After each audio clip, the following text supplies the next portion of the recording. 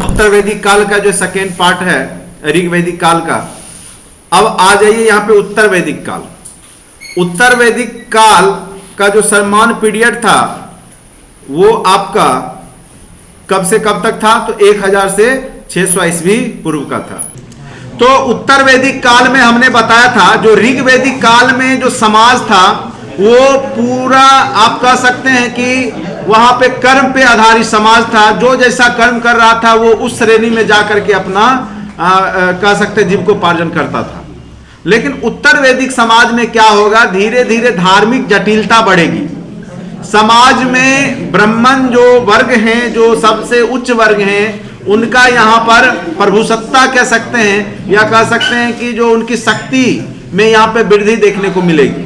वह जो अन्य वर्ग है उस पे एक प्रकार से कह सकते हैं कि अपने तंत्र मंत्र या जो भी वैदिक कर्मकांड के माध्यम से शासन करने का प्रयास करेंगे उत्तर वैदिक काल में। और यही उत्तर वैदिक काल को जो है ऋग वैदिक काल से अंतर बताता है। इसमें आप देखिएगा सामाजिक स्तर पे भी गिरावट देखने को मिलेगी। महिलाओं की जो सामाजिक स्थिति है उसमें भी गिरावट देखने को मिलेगी। जातिगत व्यवस्था उभर जाएगा, यानी अब जो पहले जन्म के आधार पर नहीं बल्कि कर्म के आधार पर जो समाज चल रहा था वो अब किसके आधार पर हो जाएगा? जन्म के आधार पर हो जाएगा। और जातिगत व्यवस्था आ जाएगी जिस कारण से पूरा समाज अब बिखरना शुरू हो जाएगा। ठीक है, तो उत्तर वैदिक काल में मेन रूप से आप ये याद रखेंगे कि इसका पीरियड कब से कब तक का है? तो 1000 से 600 ईस्वी पूर्व। ईस्वी पूर्व मतलब ईसा मसीह के पूर्व। ठीक है, तो ये घटना घटित हुई थी उत्तर वैदिक काल का 1000 से 600 ईस्वी पूर्व की घटना। ये बार बार पूछता है उत्तर वैदिक काल का। इसमें मेन रूप से जो 4 वेद बने थे वैदिक सभ्यता में, उसके 3 वेद यहीं बने हैं। किसमें? तो 3 वेद का निर्माण हुआ है आपका उत्तर वैदिक काल। वो कौन कौन सा वेद है? एक है आपका सामवेद, दूसरा है यजुर्वेद, तीसरा है अथर्ववेद और ऋग्वेद आपको पता ही है सबसे प्राचीनतम वेद है और वह बन चुका था आपके वैदिक सभ्यता में। ठीक है, अब यहां पर देखिए सामवेद की क्या विशेषता है, बार बार क्वेश्चन पूछा जाएगा। तो साम का तात्पर्य ही गाना से होता है, सॉन्ग। तो सामवेद गायन से संबंधित वेद है, जो आपके 7 स्वर सारे गा मा पा धा नी। हाँ, तो जो भी ये 7 स्वर हैं उसका निर्माण आपके सामवेद में ही हुआ है और गायन संबंधी जानकारी यहीं से हुई है।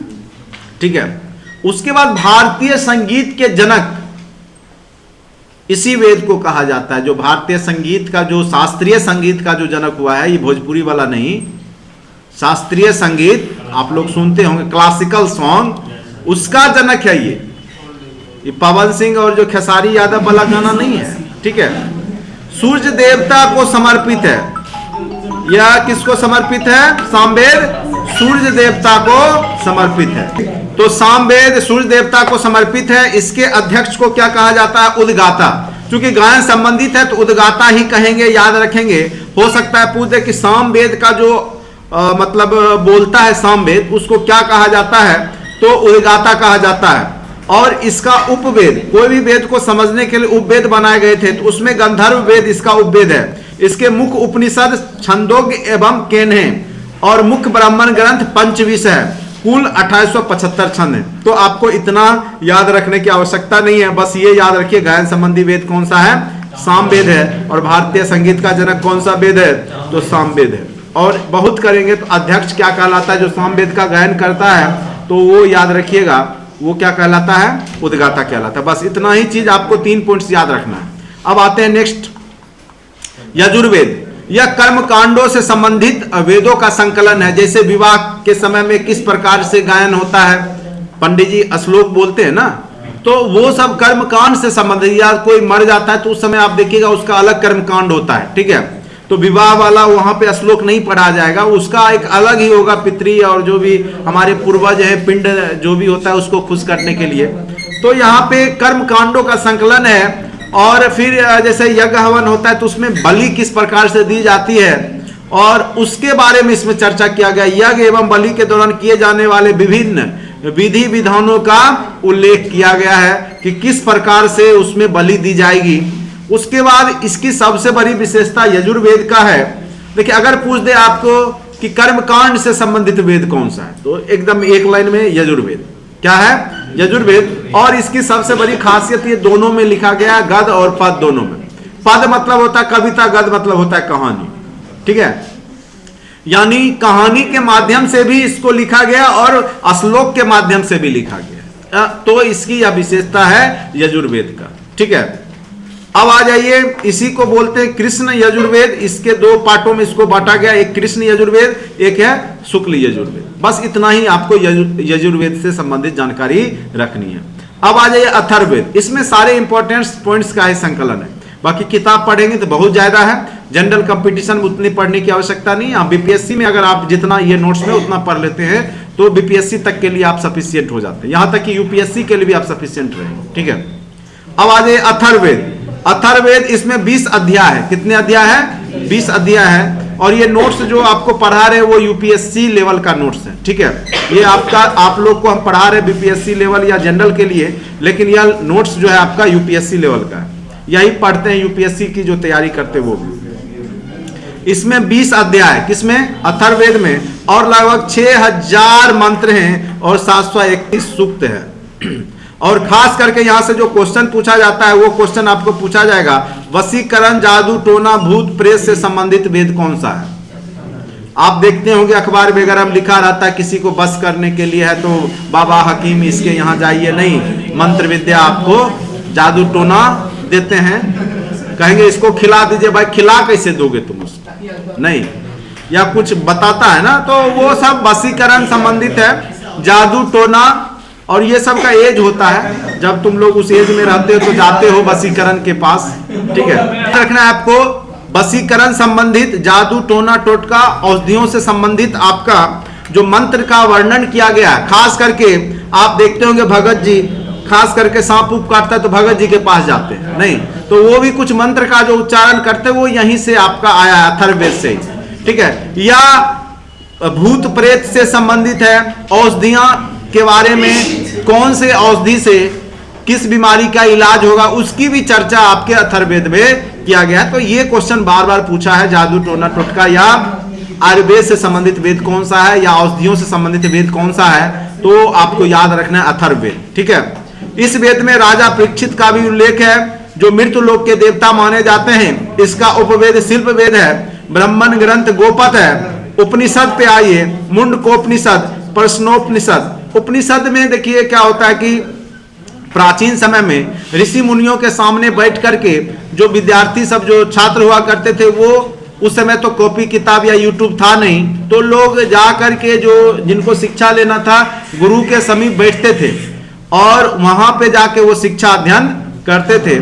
और उपनिषद आगे चल के उत्तर वैदिक काल में आया है, लास्ट टाइम पे इसको कहा गया जो कर्मकांड जो था ऋग वैदिक काल में जो आ गया था उत्तर वैदिक काल के समय में, उसको दूर करने का प्रयास उपनिषद के माध्यम से किया गया। यानी इसको हम वेदांत भी कहते हैं। आरण्यक मूलतः ब्राह्मणों के प्रशिष्ट के रूप में पाए जाते हैं, वनों में रचे जाने के कारण इसको क्या कहा गया है? आरण्य कहा गया है। क्योंकि जो ऋषि मुनि वनों में तपस्या करते थे वो लोग इसको लिखते थे, इसीलिए इसको क्या कहा गया? इस ग्रंथ को आरण्यक कहा गया है। और इसकी संख्या 7 है। इसकी संख्या कितनी है? 7 है। सबसे जैसे में एत्रे आरण्यक, तेतरीय आरण्यक, वृत आरण्यक। ठीक है, तो इस प्रकार से 7 आपके आरण्यक हैं। आरण्यक इसीलिए इनको कहा जाता है, इन ग्रंथों को, क्योंकि ये जंगलों में रह करके लिखा जाता था। ठीक है, उपनिषद आपको जानते ही कि आप भारतीय दर्शन का स्रोत है। यानी जो दयानंद सरस्वती जो बोलते हैं ना वेदों की ओर लौटो, तो वो कर्मकांडीय वेद की ओर लौटने की बात नहीं करते, वो बात करते उपनिषद की ओर लौटने की। जो आपके स्वामी विवेकानंद बात करते वेदों की ओर लौटो, वेदांत की जो चर्चा करते अपने उपदेश में, वो उत्तर वैदिक काल के कर्मकांड की ओर लौटने की बात नहीं करते हैं कि यज्ञ हवन करो और जानवरों को बलि दो। वो बात कर रहे होते हैं, उपनिषद की बात कर रहे होते हैं, क्योंकि भारतीय जो फिलोसफी है, दर्शन है, उसका जनक है आपका उपनिषद ही है। और इसकी कुल संख्या 108 है। जैसे कंठोपनिषद, जिसमें आपका कहानी है यमराज और नचिकेता का। आपने पढ़ा होगा बचपन में यमराज और नचिकेता की कहानी, उसके बीच का संवाद। क्योंकि क्या होता है कहानी में कि नचिकेता का बाप जो है दान में दे देता है यमराज को अपने बेटे को, गुस्सा में बोल देता है और यमराज लेने भी आ जाता है और वो चला भी जाता है। और उसी के बीच में बहुत अच्छा मार्मिक वहां पे कह सकते हो कि एक पिता और पुत्र का जो है यहाँ पे मोह माया के साथ साथ जो है सब कुछ दिखाया गया है। ठीक है, कभी मौका मिले नहीं तो नेट पे भी सर्च मार के जरूर पढ़िए, यमराज होना चाहिए। छोटी सी कहानी है लेकिन बहुत शिक्षाप्रद कहानी है। उसके बाद है मुंडकोपनिषद, सत्यमेव जयते। देखो कितना बड़ा शब्द लिखा हुआ है, जो कि आज आपके भारतीय राष्ट्रीय जो चिन्ह है अशोक स्तंभ, उसके नीचे लिखा जाता है सत्यमेव जयते, सत्य की हमेशा विजय। कितना बहुत ही मतलब कह सकते हैं महत्वपूर्ण शब्द आपके उपनिषद में लिखे गए थे। वो लिखा गया था मुंडकोपनिषद में। किसमें लिखा गया था? सत्यमेव जयते। बहुत ही भिवियाय यह क्वेश्चन है कि सत्यमेव जयते किस उपनिषद का वाक्य है, तो वो है मुंडकोपनिषद। और यमराज नचिकेता की कहानी किस उपनिषद में है? कंठोपनिषद। ये क्वेश्चन बार बार पूछे गए हैं, इसीलिए इसका जिक्र यहाँ पे कर दिया गया है। चलिए अब आ जाइए, उत्तर वैदिक काल के लोगों का निवास स्थान कहां था। जैसे हमने बताया था कि ऋग वैदिक काल के लोग इराक ईरान से होते हुए अफगानिस्तान होते हुए सप्त सैंधव प्रदेश में आकर के बसे थे। लेकिन अब ये लोग धीरे धीरे अब क्या करेंगे कि गंगा यमुना के की ओर, यानी बिहार यूपी जो दिल्ली होते हुए हरियाणा होते हुए, ये लोग दिल्ली यूपी बिहार होते हुए बंगाल तक जाकर के बसते हैं। ठीक है, और इस क्षेत्र को देखो उस समय क्या क्या कहा जाता था। उत्तर वैदिक काल के लोगों का मेन निवास स्थल था वो था ब्रह्मवर्त। ब्रह्मवर्त कुरुक्षेत्र के आसपास, जो कि हरियाणा में, कहां पे है? हरियाणा में। कुरुक्षेत्र यूनिवर्सिटी भी आप सुने होंगे, और कुरुक्षेत्र के मैदान में महाभारत भी हुआ था, आप लोग जानते हैं नहीं? तो वहीं पे उस क्षेत्र को ब्रह्मवर्त कहा जाता है। ब्रह्म ऋषि देश गंगा यमुना का दोआब क्षेत्र, गंगा यमुना यानी यमुना नदी दिल्ली के आसपास, ठीक है, वो क्षेत्र आपका ब्रह्म ऋषि देश कहलाता था। उसके बाद उत्तर भारत चले आइए, वह क्या कहलाता था? उत्तर भारत आर्यावर्त कहलाता था। आज भी आप देखिएगा जो पंडित जी आते हैं पूजा करवाएंगे तो उसमें आर्यावर्त भारत खंडे का जो है आपका जिक्र करते हैं। उसके बाद मध्य प्रदेश के बारे में यहाँ पे लिखा गया है, विंध्य से हिमालय तक का जो बीच का जो क्षेत्र है वो मध्य प्रदेश का क्षेत्र है। दक्षिण भारत का जिक्र यहाँ पे नहीं किया गया, क्योंकि उत्तर वैदिक काल में लोग दक्षिण भारत में नहीं गए थे। जो आर्यों की जो सभ्यता थी, वैदिक सभ्यता, ये लोग दक्षिण भारत में नहीं पहुंचे थे। ठीक है, इसीलिए हम लोग उत्तर भारत और जो पश्चिमोत्तर भारत है उसी का जिक्र करेंगे इसके निवास स्थल में। अब आ जाइए, सामाजिक जीवन कैसा था उत्तर वैदिक काल के लोगों का, ये क्वेश्चन यहां से पूछेगा। देखिए कितना ढंग से हमने यहाँ पे लिखा है। सबसे पहले तो आपको बताए थे कि ऋग वैदिक काल के लोग कबीलाई जीवन जीते थे। कबीलाई मतलब जंगलों का सरदार हुआ करता था, एक सरदार बना लेते थे लोग अपने में, वही सब आपस में अगर कुछ युद्ध हुआ तो अपना मदद करता था लोगों को। सेना उना, सेना अस्थाई नहीं थी, मतलब जब युद्ध होता था तो लोग एकजुट होकर के अपना सेना बना करके युद्ध करते थे। खास करके वहां पे तो जन में हुआ करता था, युद्ध हुआ करता था। जन मतलब कह सकते गांव, अभी का जो गांव है उस समय का जन होता था। तो आपस में दो गांव लड़ा, तो जो गांव जीत गया वो उसको हथियार लेता था, उसको कब्जा कर लेता। ठीक है, तो इस प्रकार से वहां पे आप देखेंगे कि ऋग वैदिक काल में कबीलाई जीवन से धीरे धीरे अब ये लोग भी, जो राजा थी वो भी अपनी शक्ति को, जो राजा था वो वृद्धि कर रहा था टैक्स के रूप में। चूंकि आपको हमने बताया था कि 1000 ईस्वी पूर्व में लोहे का आविष्कार हो गया था। कई बार यह क्वेश्चन पूछेगा कि लोहे का आविष्कार कब हुआ था?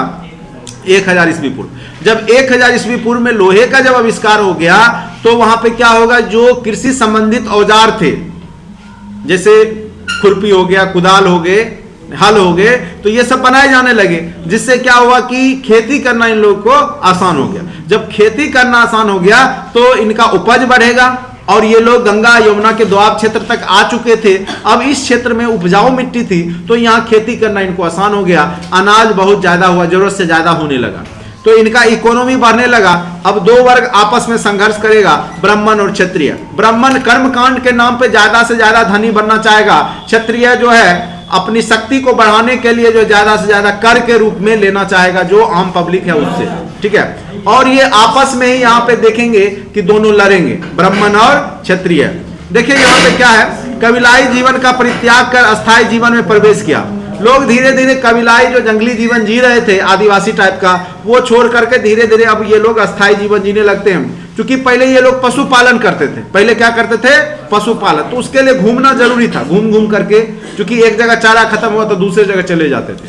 लेकिन अब यह उत्तर वैदिक काल में क्या करेंगे, खेती पर विशेष ध्यान देंगे। किस पे ध्यान देंगे, खेती पर, जिस कारण से एक जगह रहना इनके लिए मजबूरी हो जाएगी। अगर नहीं रहेंगे, अब ये बोएगा कोई, काटेगा कोई और, तो जिस कारण से ये लोग अब अस्थायी जीवन जीना शुरू कर दिए।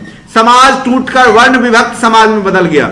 जो पहले कर्म के आधार पर समाज था, अब वह किस पे आ गया, वर्ण के आधार पर। वर्ण मतलब ऐसे होता है रंग, ठीक है, वर्ण का मतलब क्या होता है, कलर, नहीं बोलते वर्ण विच्छेद करें, वर्ण विक्षेपण, तो यहाँ पे कलर से होता है। तो देखो शुरुआती दौर में जो लोगों का विभाजन किया गया था, तो उसके रंग रूप नाक नक्शा देख करके ही कहा जाता है कि शुरुआती दौर में इसको अलग अलग जो भागों में बांट दिया गया था। इसीलिए यहाँ पे वर्ण विभक्त समाज देखने को मिलेगा। एक समाज होगा जो सबसे उच्च वर्ग के लोग होंगे, जो सब पे शासन करने का सोचेंगे या करेंगे, वो वर्ग होगा ब्राह्मण। दूसरा शक्तिशाली वर्ग में आएगा क्षत्रिय। तीसरा वैश्य जो व्यापार करेगा। चौथा जो इन तीनों की सेवा करेगा, इन तीनों की सेवा करेगा, वो क्या कहलाएगा, शूद्र कहलाएगा। तो यहाँ पे वही चीज लिखा गया है, पुजारी ब्राह्मण, शासक वर्ग क्षत्रिय, व्यवसायिक वैश्य और अन्य तीनों की सेवा करने वाला शूद्र कहलाएगा। अब देखिए, ब्राह्मण क्षत्रिय तथा वैश्य को द्विज कहा जाता था। द्विज का मतलब हुआ कि इनको जनेऊ धारण करने का अधिकार था।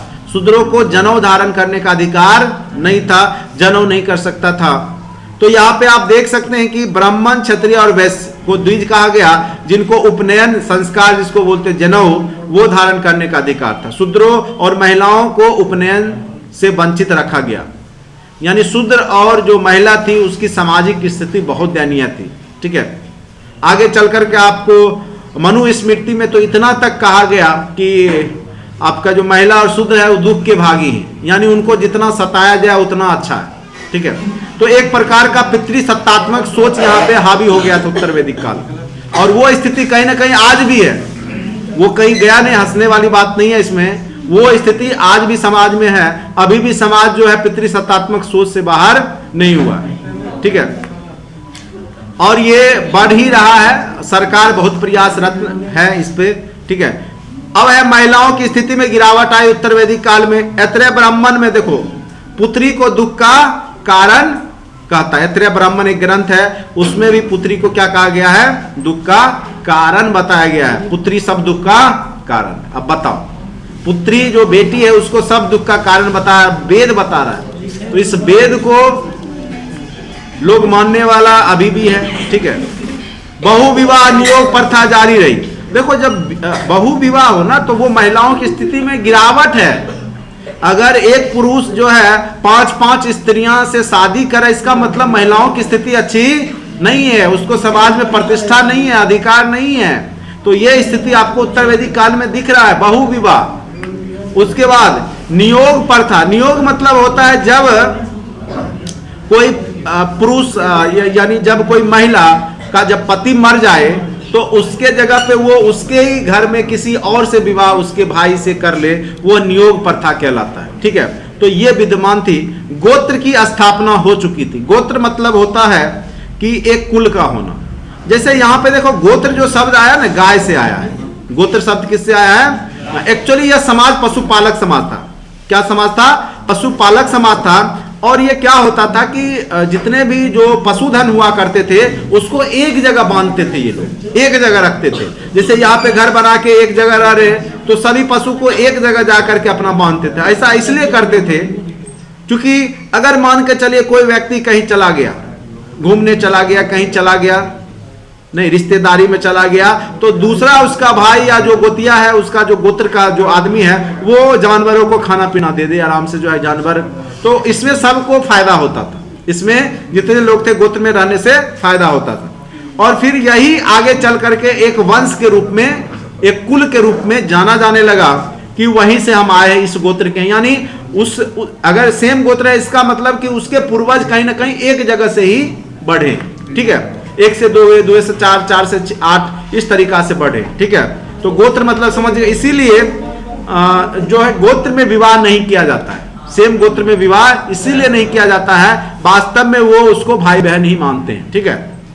इसलिए गोत्र को देख के शादी की जाती है। उसके बाद आश्रम व्यवस्था की शुरुआत। आश्रम व्यवस्था देखो, उस समय 4 आश्रम था, ठीक है। सबसे पहला ब्रह्मचर्य का आश्रम, यानी बचपन का जो समय होता था 0 से 25, आपको 100 वर्ष के आयु को 4 भाग में वहां पे बांटा गया। एक तो आपका सबसे पहला कौन सा हो गया?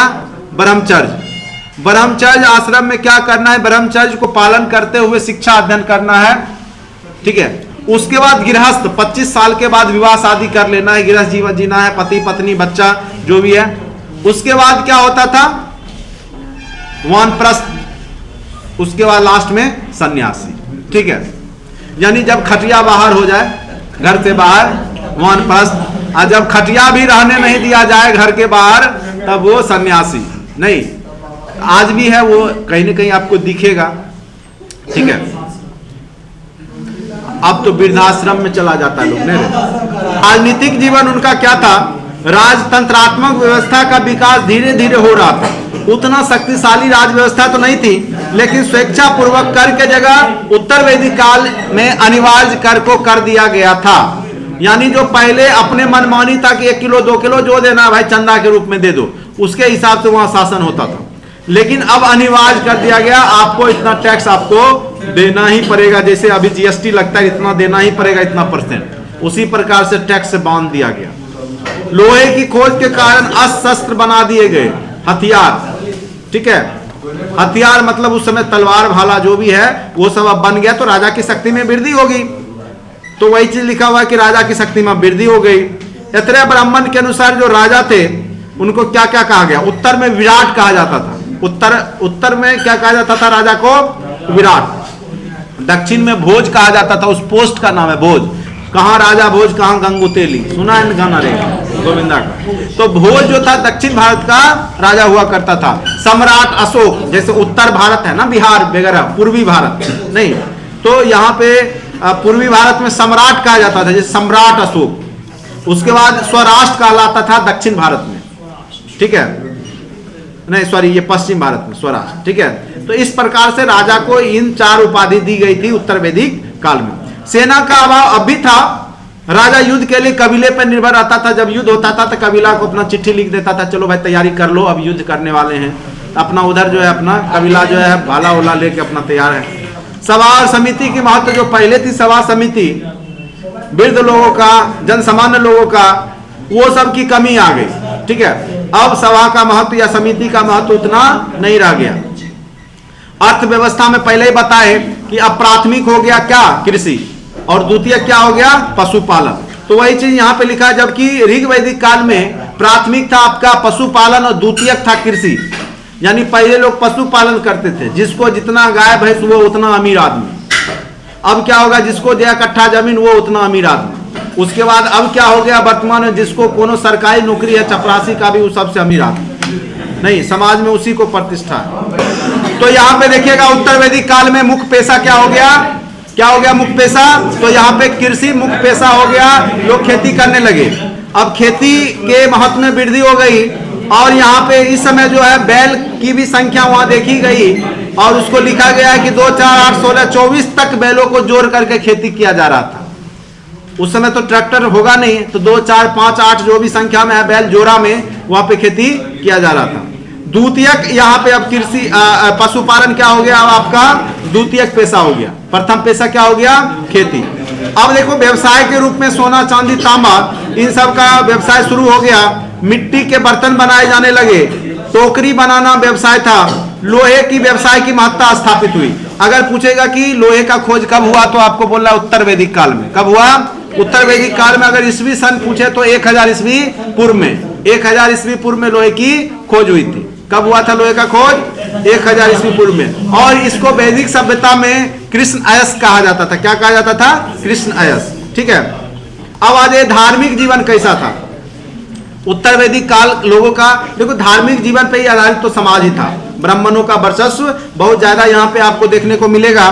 और यहाँ पे देखो आगे चल करके उत्तर वैदिक काल के लास्ट के पीरियड में 2 धारा बट गया। एक तो आपका कर्म कांडीय धारा, जो क्या कहेगा? पशु बलि करो, ठीक है। जैसे वाजपेयी यज्ञ हो गया, राजसूई यज्ञ हो गया, बड़े बड़े यज्ञ यहाँ किए जाने लगे। और कहा जाता है 40-40 हजार जानवरों की बलि दी जाती थी। और ऐसा मानना था अगर बलि नहीं दिया जाएगा तो कल जो है सूर्य उगेगा ही नहीं। तो इस तरह की मान्यता यहाँ पे आपको देखने को मिलेगी उत्तर वैदिक काल में, ठीक है। तो यहाँ पे दो धारा, लेकिन आगे चलकर एक दूसरा वर्ग जो क्षत्रिय वर्ग था वो सब बात समझ रहा था कि यह जो पंडित वर्ग है जो यहाँ पे है वो शोषण कर रहा है, बेवकूफ बना रहा है। तो वो अपना एक धारा बनाया, वो दार्शनिक धारा था, वो उसमें सुधार की बात करता था। और आगे चल करके देखिएगा कि यहाँ पे धर्म सुधार आंदोलन होगा, और धर्म सुधार आंदोलन के जितने भी प्रणेता होंगे वो सब क्षत्रिय होंगे, चाहे गौतम बुद्ध हो, चाहे महावीर स्वामी हो, सब क्षत्रिय थे। और उन्होंने जो हिंदू धर्म में कर्मकांड बढ़ गया था उसको दूर करने का यहाँ पर पूरा पुरजोर प्रयास किया है। और आप बौद्ध धर्म, जैन धर्म इसके बाद पढ़िएगा, ठीक है।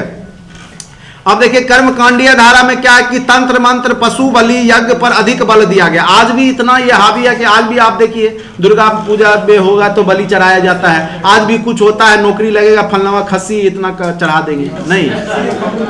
तो आज भी जो है इस तरीका से बलि दी जाती है। अब बेचारा नौकरी हुआ, तुमको बकरी या बकरा तुम्हारा क्या बिगाड़ा था, नहीं, जिसको तुम बलि, अब बलि भी चढ़ाते हो कमजोर जानवर को। तंत्र मंत्र पशु बलि यज्ञ आपको यहाँ दिखाई देगा। विभिन्न देवी देवताओं के यज्ञ के माध्यम से पूजा का प्रचलन बढ़ गया। अभी देवी देवताओं को खुश करने के लिए यज्ञ हवन किया जाने लगा। कब? कर्मकांडीय धारा के तहत उत्तर वैदिक काल में। प्रजापति विष्णु तथा रुद्र पहली बार एक साथ स्थापित हुए। त्रिदेव की जो संरचना हुई, प्रजापति मतलब समझ गया, ब्रह्मा जी, ब्रह्मा विष्णु महेश, ये तीनों जो त्रिदेवता हैं पहली बार एक साथ आ गए। पहले विष्णु क्या थे? शूद्रों के देवता थे, ठीक है। विष्णु जो है शूद्रों के देवता माने जाते थे, ठीक है। कुछो सत्यनारायण भगवान का पूजा शुरुआत हो जाता है, ठीक है। देखो देवता का भी बांटा हुआ था पहले, लेकिन फिर अब क्या हुआ, सबको एक किया गया। रुद्र, आप जानते हैं रुद्र किसको कहा जाता है? शिव को, ठीक है। उसके बाद प्रजापति ब्रह्मा को कहा जाता था। तो ये तीनों देवता अब एक साथ हो गए थे उत्तर वैदिक काल में, ठीक है। पहली बार वही त्रिदेव ब्रह्मा विष्णु महेश। अब आ जाइए दार्शनिक धारा में है। दार्शनिक धारा में इसे उपनिषदों की धारा भी कहा गया। उपनिषद क्या करेगा? अब जो कर्मकांड है, जो यज्ञ पशु बलि है, वो सबको कहेगा नहीं करने के लिए। और कर्मकांडों को क्या बोलेगा? टूटी हुई नौका है, आप उस पर चढ़ेंगे तो रास्ते में ही गिरेंगे। यानी जीवन रूपी जो आपका नैया है, ये महासागर है जीवन रूपी, उसको पार करने के लिए क्या बोलता है? उपनिषद का सहारा लीजिए। अगर यज्ञ हवन का सहारा लीजिएगा तो बीच में ही डुबा देगा वो, ठीक है।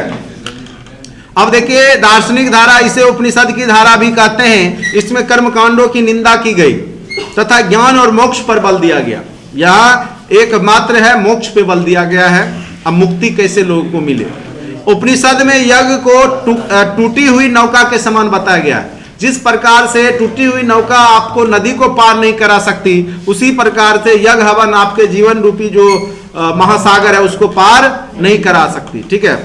उसके बाद महत्वपूर्ण तथ्य आप देख लीजिए, उत्तर वैदिक काल के अगर कुछ पूछेगा तो इसी सब में से पूछेगा।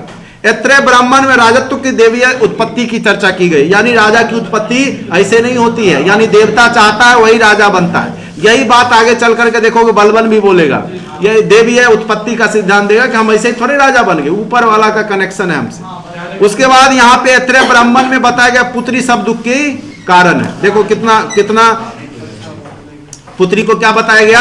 सभी दुख का कारण, ठीक है। पंचविश ब्राह्मण, तांड ब्राह्मण, इसमें प्राकृतिक आपदाओं की चर्चा की गई है कि किस प्रकार के उस समय आपदा आया करता था। सतपथ ब्राह्मण में जल प्रलय की कथा है। मनु और इला, जानते हो हम लोग मनुष्य क्यों हैं? हम लोग मनुष्य क्यों कहलाते हैं? नहीं पता है, जान लो। मनु और इला की संतान है। मनु ये जो शब्द है ना, चूंकि संसार की उत्पत्ति हिंदू ग्रंथ में मनु और इला से हुई है, मनु और इला से हुई है। मनु के संतान होने के कारण हमें मनुष्य कहा जाता है, ठीक है। मनु के संतान होने के कारण, अब मनु कहां से आया ये तो दर्शन में चले जाओगे। फिर संसार कैसे बना, कोई बोलेगा शिव बनाए, कोई बोलेगा अल्लाह बनाए, कोई बोलेगा ईसा मसीह बनाए, उस पर हम चर्चा नहीं करेंगे, दर्शन है। कहीं ना कहीं से शुरुआत हो गई। अगर आप हिंदू ग्रंथ के बेसिक में जाओगे तो जैसे जीव की उत्पत्ति हुई, डार्विन का सिद्धांत वैसे ही हुआ है। पहले पिल्लू बना, फिर मछली बना, कछुआ बना, धीरे धीरे वो आगे फिर आपका जो स्तनपायी जानवर सुअर बना।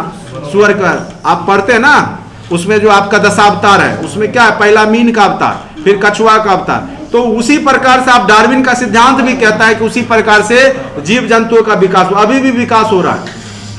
बहुत सारे जीव बने और खत्म हो गए, जैसे डायनासोर अब अभी नहीं है, इसका मतलब ये नहीं था कभी नहीं था, कभी हुआ करता था। तो बहुत सारे जीव बने मरे, अब इस पे अब साइंस कुछ और कहेगा, अध्यात्म कुछ और कहेगा, ये विवाद का विषय है। लेकिन यहाँ जो ग्रंथ में लिखा गया है कि मनु और ईला सबसे पहले आए और उन्हीं के संतान है सभी मनुष्य। पुनर्जन्म का सिद्धांत शतपथ ब्राह्मण में मिलता है कि आप जैसा कर्म करते हैं उसी के हिसाब से आपको फिर भोगने के लिए पुनर्जन्म होता है, और अगर तुम सोचोगे तो सही भी हो सकता है। ठीक है, इसके पीछे रीजन है, देखो एनर्जी को आप ना ही उसको डिस्ट्रॉय कर सकते हो ना ही खत्म कर सकते हो। हमारे अंदर, आपके अंदर, सबके अंदर एनर्जी है जो आपको जिंदा रखता है। सिंपल सी बात है, आइंस्टीन लॉ भी कहता है नहीं कि ना ही आप एनर्जी को क्रिएट कर सकते हैं ना ही उसको डिस्ट्रॉय कर सकते हैं, आप कन्वर्ट कर सकते हैं एक फॉर्म टू अनदर फॉर्म। आपका शरीर के अंदर भी एक ऊर्जा है जो आपको चला रहा है। ठीक है, तो पुनर्जन्म के सिद्धांत का मैक्सिमम जो हिंदू ग्रंथ हो, चाहे कोई भी धार्मिक ग्रंथ है, चाहे बौद्ध धर्म है, चाहे जैन धर्म है, सभी पुनर्जन्म को स्वीकारा है। ठीक है, पुनर्जन्म को सबने स्वीकारा है। सिंपल सा आप सोच सकते हो, कोई बच्चा एक गरीब घर में जन्म ले रहा है, कोई बच्चा जो है सोने के चम्मच, चांदी के चम्मच के साथ जन्म ले रहा है, यानी बहुत अमीर घर में जन्म ले रहा है, तो कहीं ना कहीं उस बच्चे की दोष नहीं है, वो उसके हो सकता है कि पूर्व जन्म की जो कमाई है, जो किया हुआ कर्म होगा, उसके आधार पे हो रहा होगा। चलिए, ये दर्शन है। उसके बाद आज ये पुराणों की संख्या क्या है? 18 है। ये कई बार पूछा गया है कि पुराणों की संख्या कितनी है, तो पुराणों की संख्या 18 है। और मत्स्य और विष्णु और वामन ये सब पुराण है। मत्स्य पुराण सबसे प्राचीनतम और प्रमाणिक पुराण है, और इसी में 10 अवतार की चर्चा की गई है भगवान विष्णु की। गौतम बुद्ध को भी भगवान विष्णु का 9वां अवतार बताया गया है। हिंदू धर्म इतना देखोगे आगे चल करके, शंकराचार्य आए और जब देखा कि इन्होंने हिंदू से लोग बौद्ध धर्म को स्वीकार कर रहे हैं, उसने चालाकी से क्या कहा कि विष्णु का अवतार ही है गौतम बुद्ध। और फिर जो हिंदू धर्म, जो बौद्ध धर्म की ओर कन्वर्जन हो रहा था, वो फिर रुक गया, तो चालाकी से यहाँ रोक दिया गया। ठीक है, तो 10 अवतार में आपको बौद्ध धर्म भी, गौतम बुद्ध भी भगवान विष्णु के अवतार के रूप में जाने जाते हैं, 9वें अवतार के रूप में। तो इसकी चर्चा जो की गई है वो पुराणों में की गई है, और उस पुराण का नाम है मत्स्य पुराण। कौन सा पुराण है? मत्स्य पुराण। रामायण के बारे में आपने सुना ही होगा और जानते भी, हर एक घर में रहता है रामायण, और इसके रचनाकार है महर्षि वाल्मीकि। कौन है रचनाकार? महर्षि वाल्मीकि। यह क्वेश्चन बार बार पूछा है, और इसको चजुवर्षति सहस्त्र संहिता भी कहा जाता है। अब कहोगे क्यों कहा जाता है? क्योंकि इसमें 24 अध्याय में या पहली बार लिखा गया था। कितने अध्याय में लिखा गया था? 24 अध्याय में लिखे जाने के कारण इसको क्या कहा जाता है? चजुवर्षति। संस्कृत में 24 को चजुवर्षति कहा जाता है। इसीलिए देखो, हर एक शब्द का मीनिंग है। हम लोग लुसेंट पढ़ के रट लेते, लेकिन उसके अर्थ को नहीं समझते, वही हम आपको समझा रहे हैं। उसके बाद है महाभारत। इसकी रचना महर्षि व्यास ने किया था। ठीक है, और महाभारत विश्व का सबसे बड़ा महाकाव्य है। विश्व का अगर कोई सबसे बड़ा महाकाव्य है वो है आपका महाभारत। इसको जय संहिता के नाम से भी जाना जाता है। कई बार ये भी पूछेगा कि इसका अन्य नाम क्या है महाभारत का, तो इसको क्या कहा जाता है? जय संहिता।